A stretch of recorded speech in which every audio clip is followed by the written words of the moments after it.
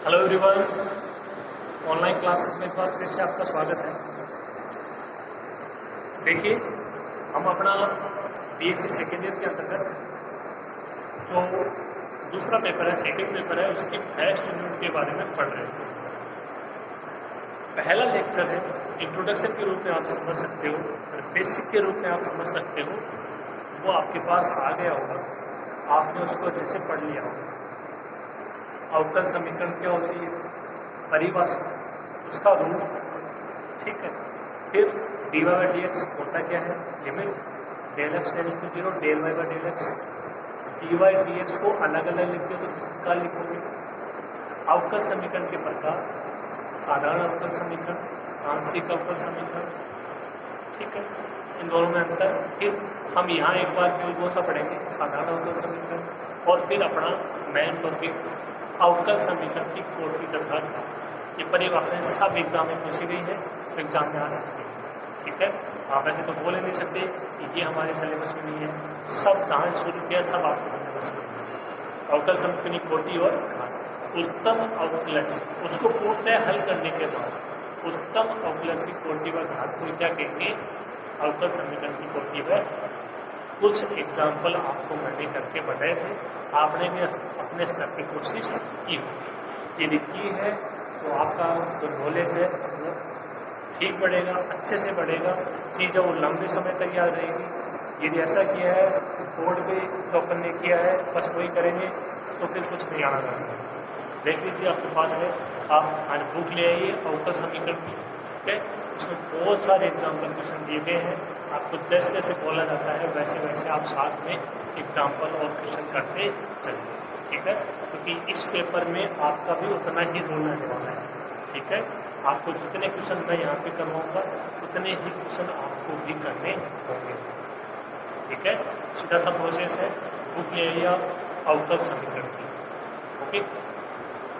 तो जेपीएस की बुक ले आएगा, ठीक है। जेपीएस की बुक है वो अपने चलती है बीएससी पास कोर्स के अंतर्गत, उससे बाहर मैटर नहीं जाएगा, ठीक है।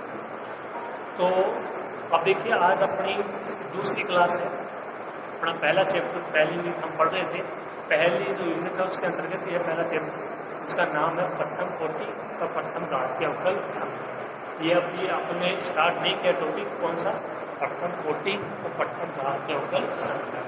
अभी हमने आपको बता चुका हूँ मैं कौन कौन से टॉपिक पढ़ेंगे, अवकल समीकरण, परिभाषा, रूप, प्रकार और अवकल समीकरण की कोटि व घात, ठीक है।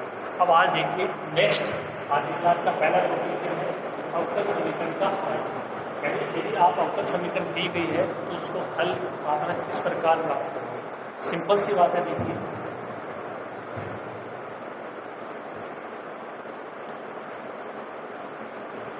जैसे ये कोई अवकल समीकरण है,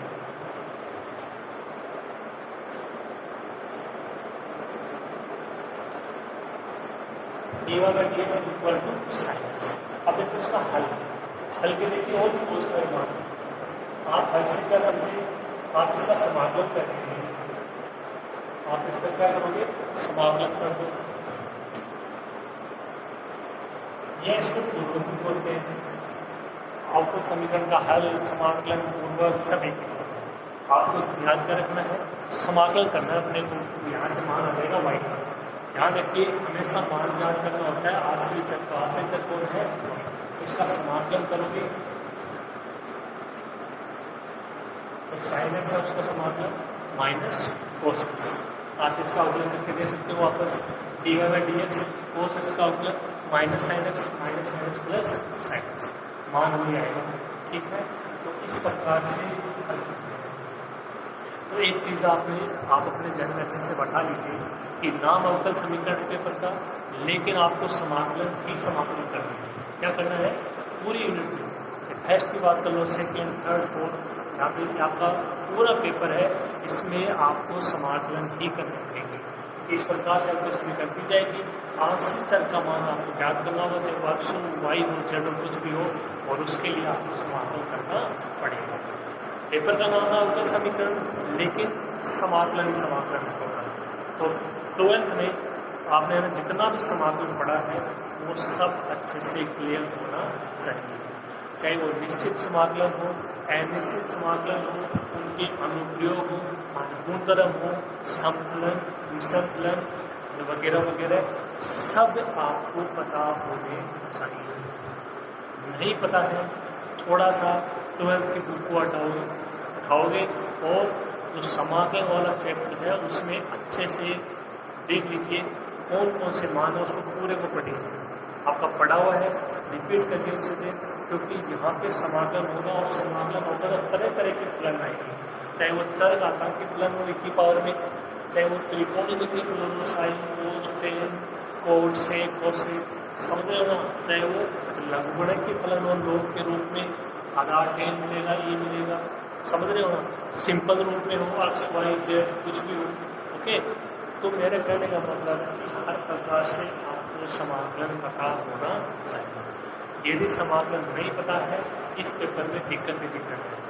यदि समाकलन अच्छे से पता है, यहाँ पे पढ़ेंगे अपन विधियाँ, प्रोसेस और उनके माध्यम से समाकलन करना, यानी लास्ट में जाके समाकलन तो करना ही पड़ेगा। स्टार्टिंग में पढ़ेंगे अलग अलग विधियाँ और उसके बाद में समाकलन तो करना ही पड़ेगा। तो यदि समाकलन नहीं आता है तो इस पेपर में काम नहीं चलेगा। फिर बोल रहा हूँ, समाकलन आपको आना अति आवश्यक है। हर प्रकार के फलनों के आपको समाकलन पता होने चाहिए, ठीक है। याद कर लीजिए इस बात को अच्छे से और समाकलन को अच्छे से पढ़ लेना। ओके, तो यहाँ पे देखिए आपको क्या करना है, अवकल समीकरण का हल ज्ञात करने के लिए उसका समाकलन करना पड़ेगा। उसको पूर्वक भी बोलते हैं अवकल समीकरण का, ठीक है। ये बोलने का तरीका है, क्या करना है, समाकलन करना, ठीक है। ये आपके सामने एग्जाम्पल है और बहुत सारे एग्जाम्पल अपन ले सकते हैं। ये था अवकल समीकरण। अब देखिए, इससे पहले अपन ने पढ़ा अवकल समीकरण की कोटि और घात, तो उससे संबंधित कुछ एग्जाम्पल हैं, उनको देख लेते हैं फटाफट हल करके। कोटि क्या है, घात क्या है, क्योंकि कुछ क्वेश्चन है वो एग्जाम में आए हुए हैं, उनको भी देख लेते हैं, ठीक है। एक एक लाइन क्वेश्चन होंगे, आपने वो देखना फटाफट अवकल समीकरण सही है या नहीं है, फिर उनकी पता लगानी है कोटि और घात। ओके, तो देखते हैं फटाफट अपन करते हैं और फिर अपन इसके आगे बढ़ेंगे अवकल समीकरण के हल के आगे, ठीक है। कुछ एग्जाम्पल और क्वेश्चन उनको करते हैं अवकल समीकरण की कोटि और घात के रूप में, ठीक है। आप इसको थोड़ा सा लिख लीजिए ऐसे का ऐसे।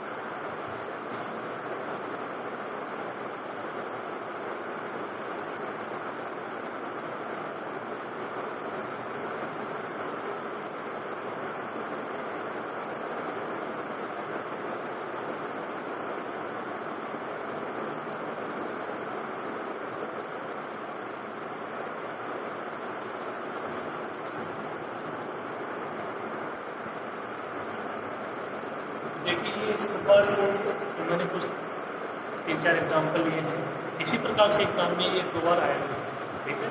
जैसे ये एक नंबर के 4 आ गए कि भाई निम्न अवकल समीकरण की कोटि का घात ज्ञात कीजिए। तो इनको आप ध्यान से पढ़िए एक बार, उसके बाद में आपको मैं हल करवाता हूँ, आप अपने स्तर पर हल कीजिए, ठीक है। पहले ध्यान से देख लीजिए हल किया हुआ है या नहीं है, ठीक है। किया हुआ है, ठीक है, नहीं किया हुआ है, हल कीजिए। उसके बाद आप रफ कॉपी में प्रत्येक की कोटि और घात लिखेंगे, उसके बाद मैं करवाता हूँ और मिलान करवाना कि आप सही हो या नहीं, ठीक है। कि एक क्लास इस पर अपनी हो चुकी है, तो अब इसमें आपके कोई डाउट नहीं होना चाहिए। ये 4 एग्जाम्पल है तो, ठीक है। आप पहले चारों को अच्छे से पढ़ोगे और उसके बाद हल करोगे और लिखो कोटि और घात, ठीक है। ध्यान से पढ़ो इनको पहले अच्छे से।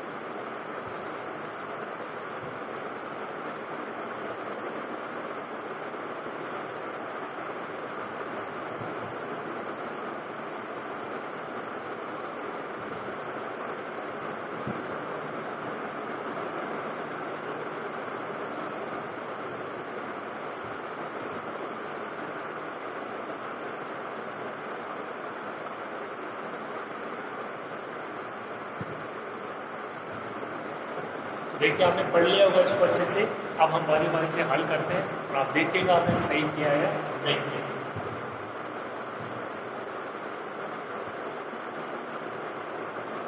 पहले समीकरण की बात करें, क्या ये पूरी तरीके से हल है?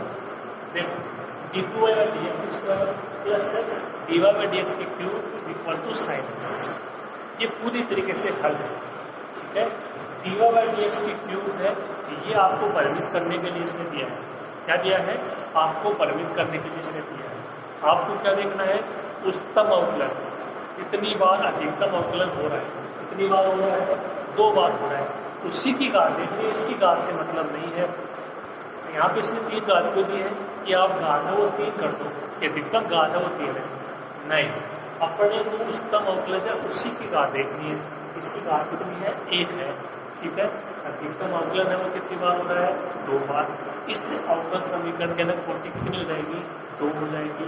घात कितनी हो जाएगी? 1 हो जाएगी। घात है वो 3 नहीं होगी। ये इसमें परिमित करने के लिए दिया है। ध्यान से समझना आपको इस चीज़ को। ओके, समझ गए होंगे? लिख दें।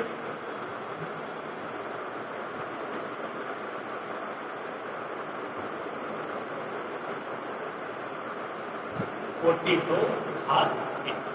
ठीक है, दूसरा d2/dx² i dy/dx प्लस समाकलन y dx equal to x²। ठीक है, समाकलन का चिन्ह आ रहा है। ये अवकल समीकरण हल नहीं है पूर्ण रूप से। ठीक है, इसको आपको हल करना पड़ेगा। समाकलन का चिन्ह हटाना पड़ेगा। हटेगा कैसे? अवकलन करना पड़ेगा। पूरी अवकल समीकरण का अवकलन कर दीजिए दोनों तरफ। इसका कितना हो जाएगा? d3/dx³ i का वो कांस्टेंट रहेगा।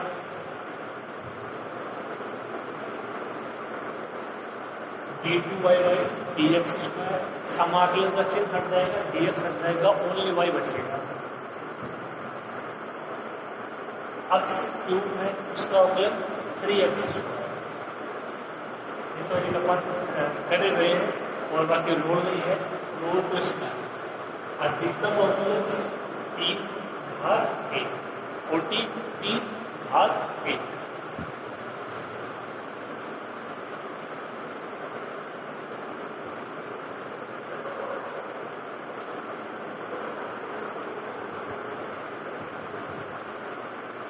कोटि 3/1।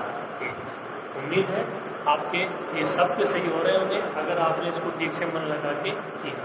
बहुत ही सरल सा टॉपिक है, देखिए इससे सरल टॉपिक नहीं मिलेगा आपको यहाँ पे। ओके, फिर देखिए नेक्स्ट। तो दोनों का आप एक बार जिन्होंने नेक्स्ट का उसको लिख लीजिए, फिर अपन ऊपर हल करते हैं जो ये 2 पार्ट रह गए। ठीक है, थोड़ा सा नोट कर लीजिए, इसको नोट नहीं किया।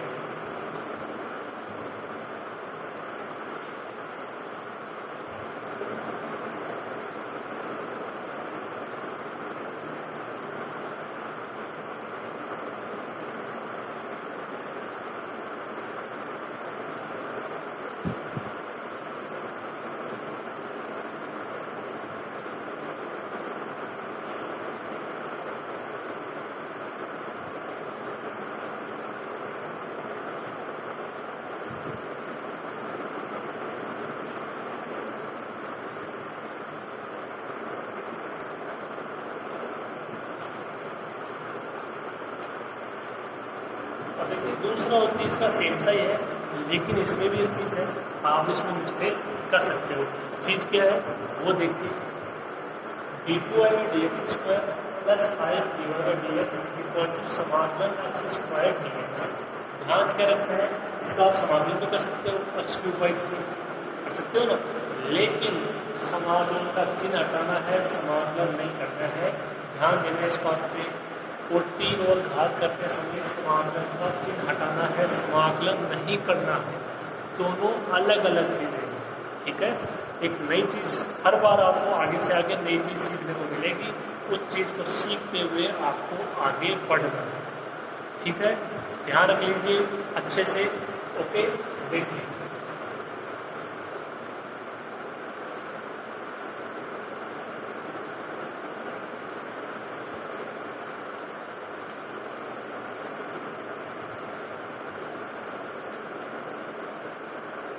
एक बार आप करोगे d cube by d x cube i d two y by d x square, और ये समाकलन का चिन्ह हट जाएगा तो डी एक्स भी हट जाएगा, एक्स स्क्वायर बच जाएगा।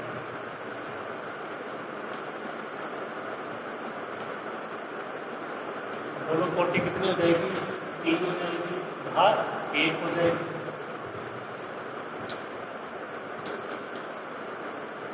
ठीक है, इतना हो जाएगा। नेक्स्ट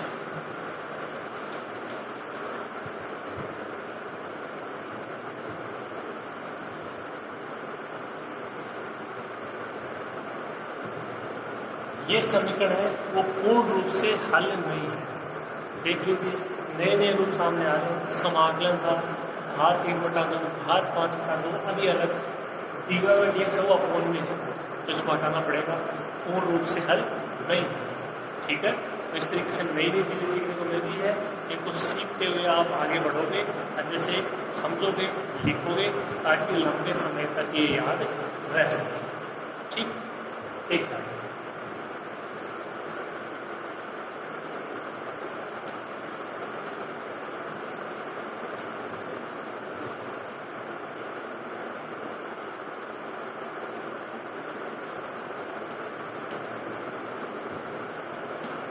इससे आपको ये लिखना आना चाहिए, ये dy बाई dx हटाओगे तो कैसे हटेगा?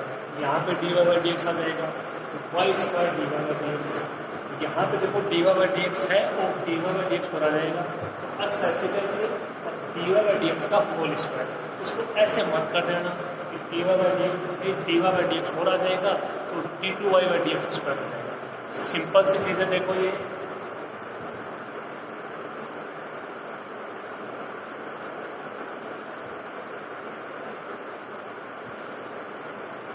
जो आपका d2y बाई dx स्क्वायर होता है उसका मतलब ये होता है, तो उसका मतलब ये नहीं होता है।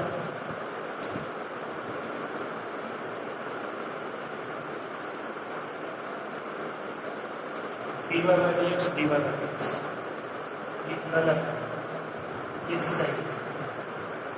dy बाई dx जो आपका फलन है उसका एक बार और x के साथ, यहाँ पे तो एक जो आपका फलन है dy बाई dx वो 2 बार होगा, उसका क्या होगा? स्क्वायर होगा। तो इसमें मिस्टेक नहीं करोगे, मैंने जल्दबाजी में या आपको पता नहीं है कैसे, ठीक से, ठीक है। और यहाँ से हट जाएगा तो क्या बच जाएगा?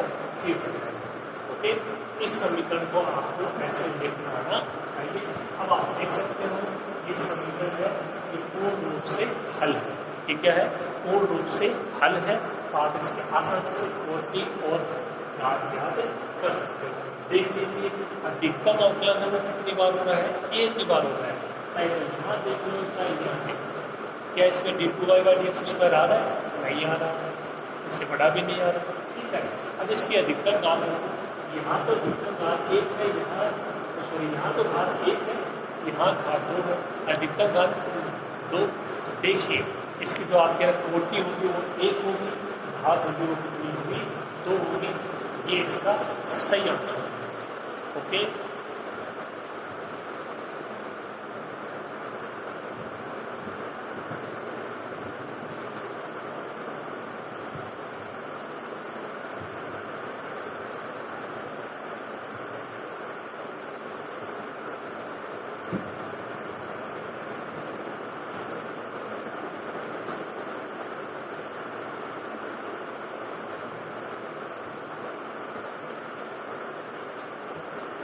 तो इसकी एक कोटि और घात कितनी रहेगी?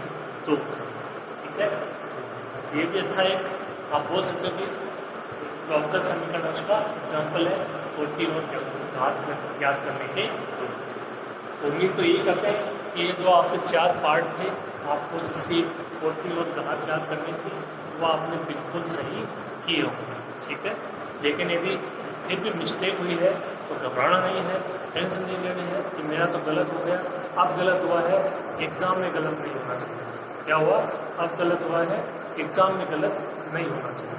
ठीक है, तो सही वही करता है जिसका मैंने गलत किया हो।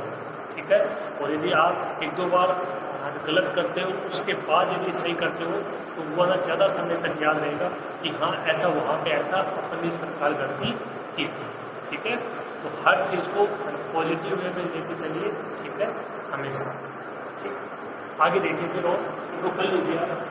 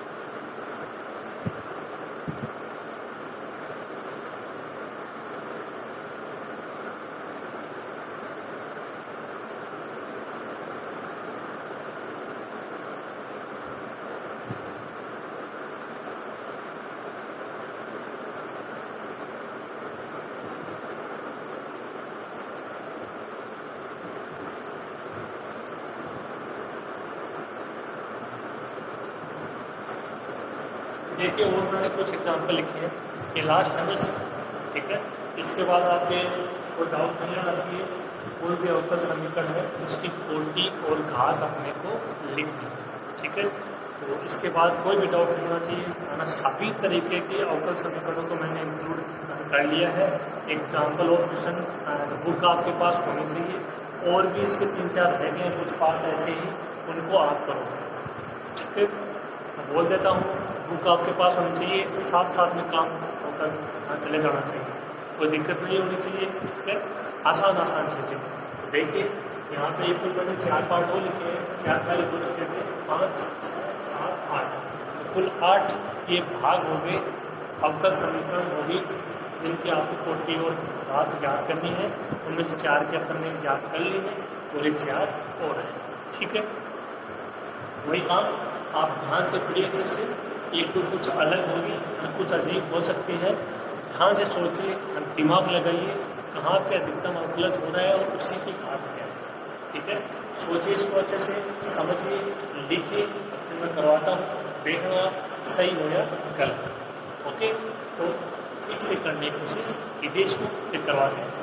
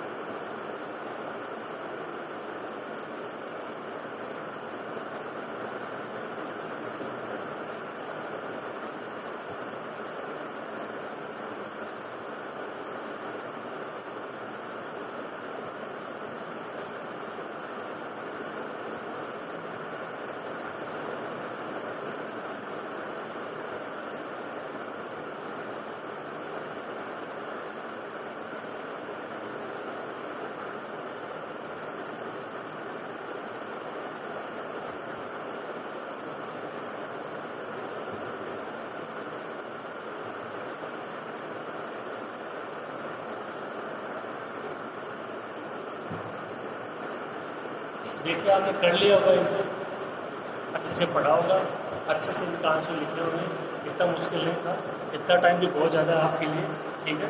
ये समझ में आ जाए, एक बार कॉन्सेप्ट है वो क्लियर हो जाता है, उसके बाद कोई डाउट नहीं रहना चाहिए किसी प्रकार का। ठीक है, आइए हम करते हैं, देखते हैं। पहले 5 नंबर, तो पहले ध्यान से करो। तो ये पूरी तरीके से हल है, नहीं है। घात तो मिला 4/3, घात अगर 4 होती 4 होती तब तक तो ठीक था, लेकिन 4/3 है तो जो अपवन में घात है उसको हटाना पड़ेगा, यानी 1/3 को हटाना पड़ेगा। दोनों तरफ इसका अपमानक धन करना पड़ेगा, क्यूब करनी पड़ेगी। तो इसको क्या लिखोगे आप?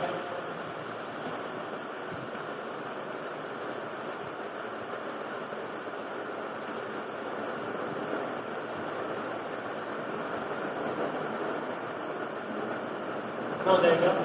y प्लस एक्स dy/dx का होल स्क्वायर की पावर 4। ठीक है, ये 1/3 का हट जाएगा और इधर क्यूब करोगे तो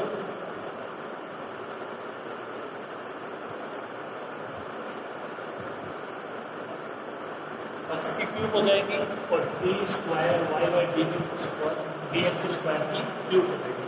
अब आप इसकी क्यूब करो, इसको ऐसे मत लिख देना।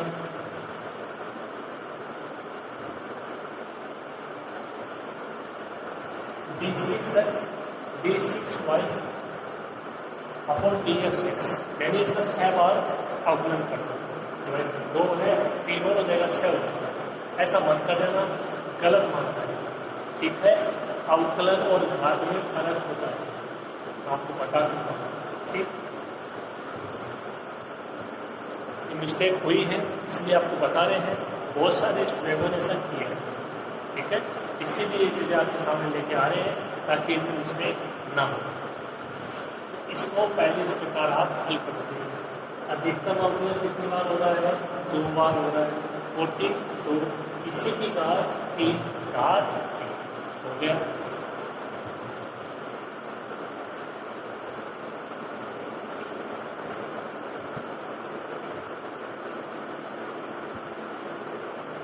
इसकी 40 कितनी हो जाएगी? 2 हो जाएगी।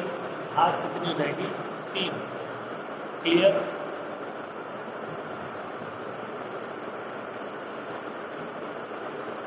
सबने सही किया होगा, ये उम्मीद करते हैं।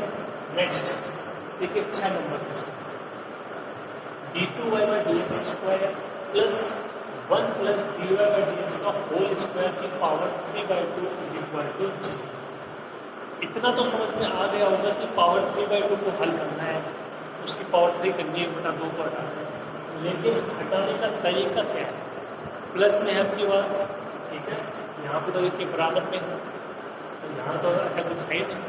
अब कहीं आप ऐसा करो कि इसका स्क्वायर कर दोगे तो उससे नहीं हो पाएगा, वो तो a प्लस बी का होल स्क्वायर हो जाएगा। ठीक है ना, थोड़ा ध्यान से काम में लेना है, इसको इसकी जैसा बनाना है। यानी जो मान इधर प्लस का है ये उधर जाके किसका हो जाएगा? माइनस का हो जाएगा। एक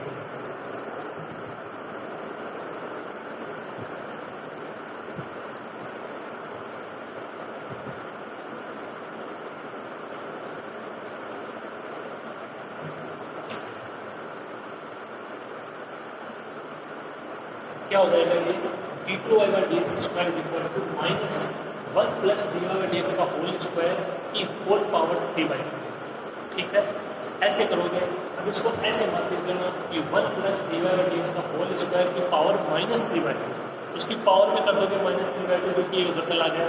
ऐसा नहीं, ये पद यहाँ पे प्लस का है और ये पद उधर चला जाएगा। ठीक है, पद जा रहा है पूरा का पूरा, इसलिए है यहाँ पे अगर हम लोग स्वतंत्र तब इनका पक्षांतर होता है इधर उधर, तब पावर में जाती है, आपको पता है जैसे। ठीक है, छोटी क्लास वाली बात है, तो इतनी मिस्टेक नहीं होनी चाहिए। ये पद प्लस का है और ये पद इधर जाए किसका हो जाएगा? माइनस का। ठीक है, तो इसको ऐसे लिखते हैं। अब आपको क्या करना है? इसका स्क्वायर कर दीजिए दोनों तरफ, पावर 1/2 है और स्क्वायर से देंगे तो इसका स्क्वायर कितना हो जाएगा?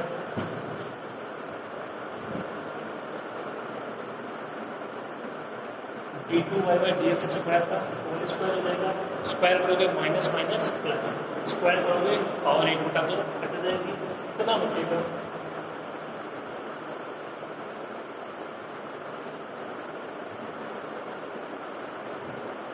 वन प्लस dy/dx का होल स्क्वायर की पावर 3। ठीक है, हो जाएगा इतना।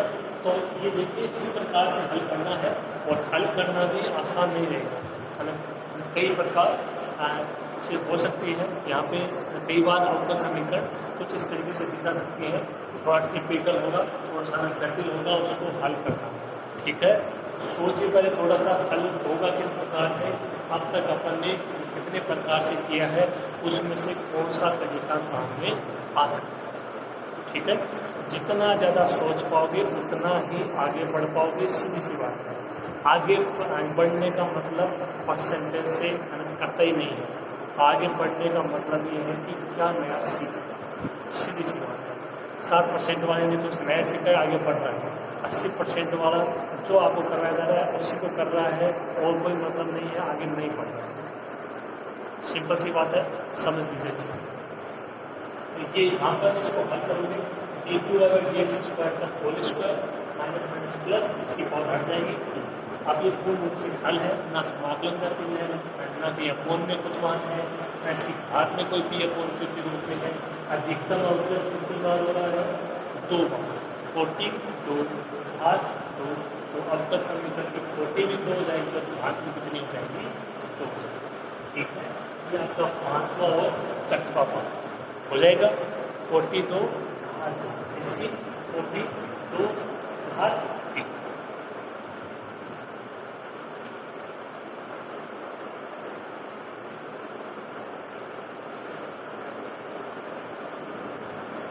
तो इसके अंदर 40 तो कितनी हो जाएगी? 2 हो जाएगी, और घात कितनी हो जाएगी? 3 हो जाएगी। ओके, उम्मीद करते हैं आपने सही किया होगा। सही नहीं भी किया है तो अब आपने इसको ठीक से समझा होगा। ठीक है, नोट कर सकते हो आप। 2 पार्ट हो रहे हैं, इनको हम नोट करते हैं, नोट करेंगे इसको।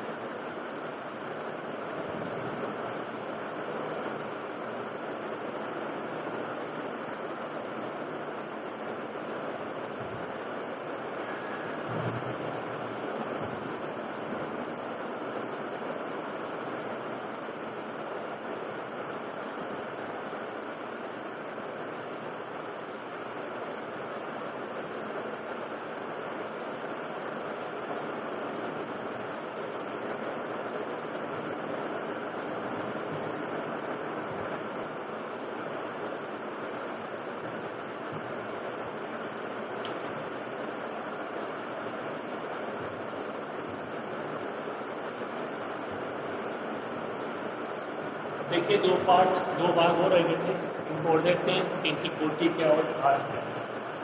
7वां 7 fxy कोई फलन है। fxy का मतलब है कि इसका मान है वो x और y के पदों में होता है। जैसे ये हो सकता है fxy का मान x प्लस वाई। ठीक है, x भी हो सकता है, y भी हो सकता है, साइन एक्स प्लस की पावर वाई। मतलब समझना ये है कि मान होगा एक्स और वाई के पदों में होगा। हाई एक्स वाई मान एक्स और वाई के पदों में होगा। किसी भी तरीके से हो सकता है, 2 वेरिएबल, एक भी हो सकता है एक्स, एक भी हो सकता है वाई, 2 से ज़्यादा नहीं होगा। ठीक है, तो ये मतलब होता है किसी भी दिए गए फलन का एफ एक्स वाई हो, हाई एक्स वाई हो, साई एक्स वाई हो, कुछ भी। ओके, हर चीज़ को समझना। साथ में देखो d n y by d x n की पावर बी। यहाँ पे d n minus 1 y upon d x n minus 1 की whole power 2। Plus dot dot dot is equal to zero. ठीक है, तो ये स्पष्ट रूप से कोई अवकल समीकरण नहीं है। ठीक है, कैसे? एन की जगह कोई मान हो सकता है, पी और क्यू की जगह कोई मान हो सकता है, अपने को पता नहीं है वो क्या मान है। तो ये एक अस्पष्ट अवकल समीकरण है, अपने को इसकी कोटि और घात ज्ञात करनी है। इसको क्या बोलोगे? अस्पष्ट अवकल समीकरण। क्लियर है? देखो, प्लस डॉट डॉट का मतलब है कि आगे भी इसी प्रकार के पद है। तो देखिए आगे अपन कौन सा पद है वो सोच सकते हैं कि ये आएगा। देखो यहाँ पे कोई फलन है, यहाँ पे कोई फलन है, तो यहाँ पे भी कोई फलन आ जाएगा, इनसे साइन एक्स होगा। ठीक है ना बात? और देखो यहाँ पे जो आपका फलन है इसका n बार अवकलन हो रहा है, यहाँ पे इससे कम m-1, तो यहाँ से भी इससे कम m-2। क्या आएगा? देखो इसके साथ में पद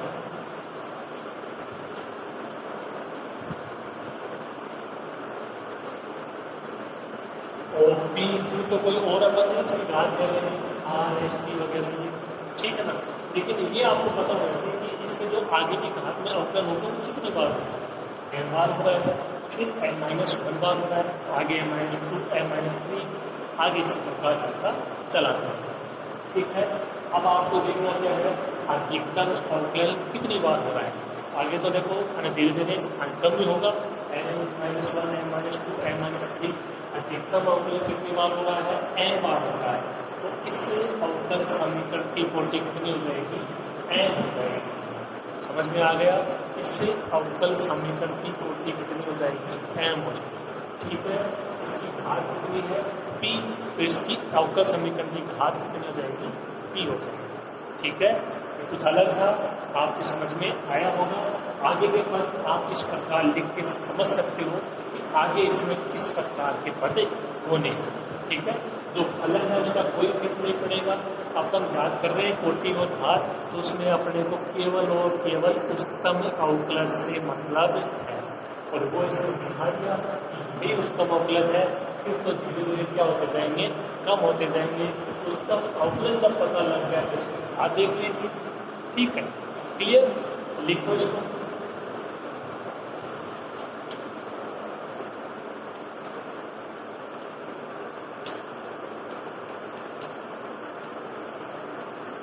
इसकी कोटि कितनी हो जाएगी? n हो जाएगी, घात कितनी हो जाएगी? p हो जाएगी। क्लियर? कोई डाउट नहीं होना चाहिए। लास्ट देखिए, नेक्स्ट देखिए।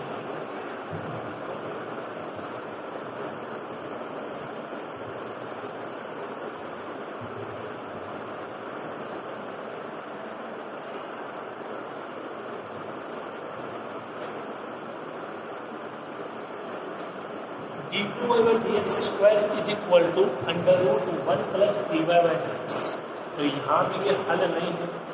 अंडर रूट को देख के आपको समझ जाना चाहिए कि ये अवकल समीकरण है वो पूर्ण रूप से हल नहीं की गई है। अंडर रूट हटाना पड़ेगा, यानी पावर 1 बटा 2 एक ही बात है। अब पावर 1 बटा 2 किससे हटेगी? स्क्वायर से हटेगी।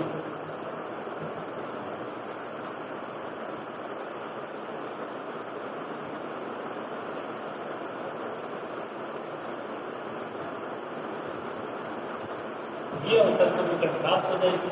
इसका स्क्वायर करोगे d2/dx² का whole square, under root cut जाएगा, 1 + dy/dx। अधिकतम अवकलन में वो कितनी बार हो रहा है? 2 बार हो रहा है। इसकी घात कितनी है? 2, कोटि 2, घात 2।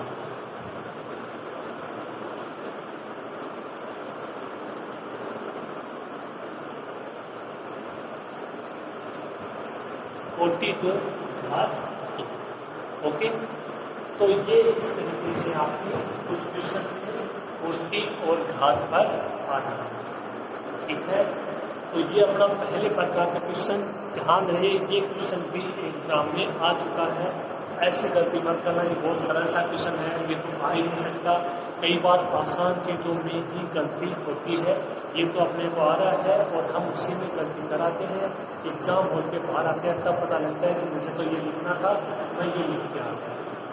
ठीक है, आसान चीज़ों में भी आपको ध्यान देने की आवश्यकता है। एक दो बार यहाँ से क्वेश्चन आ चुका है। एक क्वेश्चन आया था, उसके लिए 4 अवकल समीकरण दी थी, एक नंबर की 4 नंबर का क्वेश्चन। ठीक है, तो जो इम्पोर्टेंट यहाँ पे जितना हो सकता था उतनी अवकल समीकरणों को लेके मैंने आपको इक्वेशन कंप्लीट करवा दिया गया है। फिर भी 3-4 अवकल समीकरण और रही होंगी आसान आपके पास बुक होनी चाहिए। प्रश्नावली के अंतर्गत देखिए फर्स्ट ए में आपको मिल जाएंगी, वहाँ से आप इनको और हल कीजिए। आप जितना अधिक हल करोगे उतना ही अधिक समझोगे, उतना ही अधिक कॉन्सेप्ट दिए वो पाएंगे। ठीक है, तो अवकल समीकरण की कोटि और घात, इसमें अब किसी प्रकार का कोई डाउट नहीं होना चाहिए। किस प्रकार हल करना है, कौन सा चिन्ह हटाना है, किस प्रकार से ये हल हो सकता है, सारी चीज़ों को ध्यान में रखते हुए आप अवकल समीकरण की कोटि और घात लिखोगे और आपको ये आना ही चाहिए। आसान चीज़ है, देखिए सरल सी चीज़ है, लेकिन इसको भी मैंने एकदम बेसिक से उठाया है, एकदम ये समझिए कि ना जीरो से उठाया है। आप शुरू से अगर इसको देखेंगे स्टेप बाय स्टेप अगर अपन चलेंगे, यकीन मानिए कोई दिक्कत नहीं है। ठीक है, तो ये टॉपिक अपना यहाँ पे खत्म होता है। कौन सा? अवकल समीकरण की कोटि और घात। आपको परिभाषा करवा दी अच्छे से, आपने समझ लिया क्या होता है क्या नहीं होता है, एग्जाम्पल कर लिए और इसके क्वेश्चन समझ लीजिए, कुछ समझ लीजिए। आपको इतना समझना है कि अवकल समीकरण इसकी कोटि और घात अपने को इस प्रकार ज्ञात करनी है। That's it. ओके, तो अभी आज की क्लास में ये टॉपिक इतना ही हो पाएगा। ठीक है, हालांकि पूरा हो चुका है। अभी जो अपन इसका नेक्स्ट टॉपिक पढ़ेंगे, इसके आगे का जो अपना नाम है कि प्रथम कोटि और प्रथम घात के अवकल समीकरण। उससे पहले एक टॉपिक और रह गया छोटा सा, उसको क्लियर करेंगे और उसके बाद में जो अपना चैप्टर का नाम है, जो अपने यूनिट का नाम है प्रथम कोटि और प्रथम घात के अवकल समीकरण, उसको अपन पढ़ेंगे। ठीक है मेरी बात? ओके, ये टॉपिक यही समाप्त होता है। प्रथम कोटि अवकल समीकरण की कोटि व घात। उम्मीद करते हैं आपको अच्छे से समझ में आया होगा। ध्यानपूर्वक देखना, बहुत ही आसान है, बहुत ही आसान, पूरा पेपर आसान है। ठीक है, एक चीज़ और का ध्यान रख लेना, मैंने शुरू में बोली थी, अब दोबारा रिपीट कर रहा हूँ, आपको समाकलन बहुत अच्छे से आने चाहिए। सभी समाकलन पता होने चाहिए, चर घातांकी हो, लघु गणकी हो, त्रिकोणमिति हो, बीज गणितीय हो, कोई भी हो, सब आपको पता होने चाहिए। किसी भी प्रकार से आ सकता है, क्योंकि टोटल 4 यूनिट है और सब में समाकलन ही करना है और आगे से आगे रूल है वो बढ़ता चला जाएगा। ठीक है मेरी बात? इन चीज़ों को ध्यान में रखना, इस टॉपिक को अच्छे से क्लियर कर लेना। ठीक है, नेक्स्ट क्लास में इसके आगे टॉपिक पढ़ेंगे अपन। ओके, फिर उसके आगे अपनी यूनिट विस्तारपूर्वक चलती रहेगी। ठीक है, आज की क्लास में इतना ही। बहुत बहुत धन्यवाद। Thank you.